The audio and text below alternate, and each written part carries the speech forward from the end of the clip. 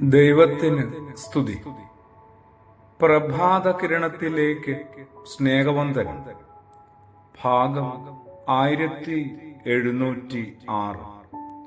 ഇന്ന് സെപ്റ്റംബർ മാസം 1-ാം തീയതി. ഈ ആണ്ടിലെ 245-ാമത്തെ ദിവസത്തിലെത്തി. വീണ്ടും ഒരു ഞായർ ദിനമാണ്. ഈ ആണ്ടിലെ 9-ാമത്തെ മാസത്തിന്റെ ആദ്യ ദിനവും എട്ടുനോമ്പിന്റെ ആരംഭവും കൂടിയാണ്. പരിശുദ്ധ ദൈവമാതാവിന്റെ ജനന പെരുന്നാളിലേക്കുള്ള നമ്മുടെ ഓരോരുത്തരുടെയും പ്രാർത്ഥനയുടെയും വ്രത വഴികളിലൂടെയുമുള്ള സഞ്ചാരത്തിന്റെ തുടക്കമാണ്. അതെ, അമ്മ ഓർമ്മകളിലൂടെയും അമ്മ അനുഭവങ്ങളിലൂടെയും നമുക്കും നടന്നു തുടങ്ങാം. എല്ലാം ഹൃദയത്തിൽ സംഗ്രഹിച്ചു എന്നാണ് ഇങ്ങനെ എഴുതപ്പെടുന്നത് സുവിശേഷത്തിൽ. അത് മറിയയുടെ ഒരു ചെയ്തിയായിരുന്നു, പ്രവൃത്തിയായിരുന്നു. എല്ലാം ഹൃദയത്തിൽ സംഗ്രഹിച്ചു, എല്ലാം സൂക്ഷിച്ചെന്നാ പറയുക. ഞാനും നിങ്ങളുമൊക്കെ ഇതുപോലെ പലതും ഹൃദയത്തിൽ സൂക്ഷിക്കുന്നുണ്ട്. അരുതാത്തതാണ് കൂടുതലും.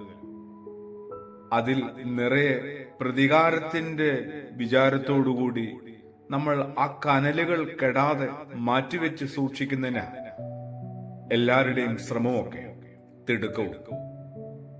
മറിയം ഹൃദയത്തിൽ സംഗ്രഹിച്ചു. എന്താണ് ഇതിന്റെ അർത്ഥം? കാര്യമായിട്ട് കാത്തിരുന്നു എന്ന് തന്നെയാണ്. ഇല്ലാത്തൊരു സ്വസ്ഥത എങ്ങനെയൊക്കെ ആ പാവം കണ്ടെത്തിക്കൊണ്ട് കാത്തിരിക്കുകയാണ് മറിയം.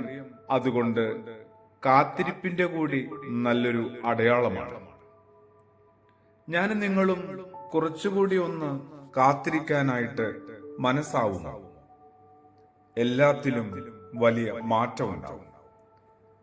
പ്രസിദ്ധ ഗ്രീക്ക് സാഹിത്യകാരൻ നിക്കോസ് കസൻസാക്കീസിന്റെ ഏതാണ്ടൊരു ആത്മകഥയെന്ന് വിശേഷിപ്പിക്കാവുന്ന റിപ്പോർട്ട് ടു ഗ്രേക്കോ, അതില് കുട്ടിക്കാലത്തുണ്ടായ ഒരു സംഭവം അദ്ദേഹം വിവരിക്കുന്നുണ്ട്. ഒരു ചിത്രശലഭം അതിന്റെ പ്യൂപ്പയിൽ നിന്ന് പുറത്തേക്ക് സാവധാനം വന്നുകൊണ്ടിരിക്കുക. ഒട്ടും കാത്തിരിക്കാനായിട്ട് സാക്കീസിന് ക്ഷമയില്ലാതെ വന്നു.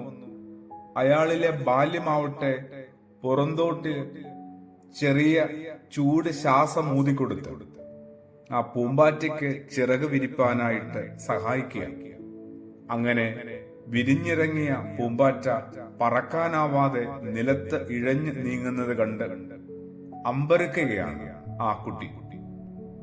വളരെ വളരെ സാവധാനം, സ്വാഭാവികമായി സംഭവിക്കേണ്ടതായിരുന്നു ആ ജീവ പരിണാമം. ആ ഒരു പ്രപഞ്ച സത്യം പതിയെ കൊച്ചു സാക്കീസ് ഉൾക്കൊള്ളുകയാണ്, പശ്ചാത്തപിക്കുകയാണ്. ദൈവവും മനുഷ്യനും തമ്മിലുള്ള വ്യത്യാസം ഇതാണ്. ദൈവം തിരക്ക് പിടിക്കുന്നില്ല, മനുഷ്യനാവട്ടെ എപ്പോഴും തിടുക്കത്തിലാണ്. അതുകൊണ്ടാണ് ദൈവത്തിന്റെ സൃഷ്ടികൾ കുറ്റമറ്റതാകുന്നതും മനുഷ്യന്റേത് ഏറെ ന്യൂനതകൾ ഉള്ളത് ആകുന്നതും. അങ്ങനെയാണ് അദ്ദേഹം എഴുതുന്നത്. കുറെ കൂടി കാത്തിരിപ്പാനായിട്ട് മറിയമെന്ന അമ്മ നമ്മളെ പഠിപ്പിക്കുന്നുണ്ട്, പരിശീലിപ്പിക്കുന്നുണ്ട്. ശരിക്കും ക്രിസ്തുയേശു നിർബന്ധിക്കുന്നുണ്ട്. ആമേൻ.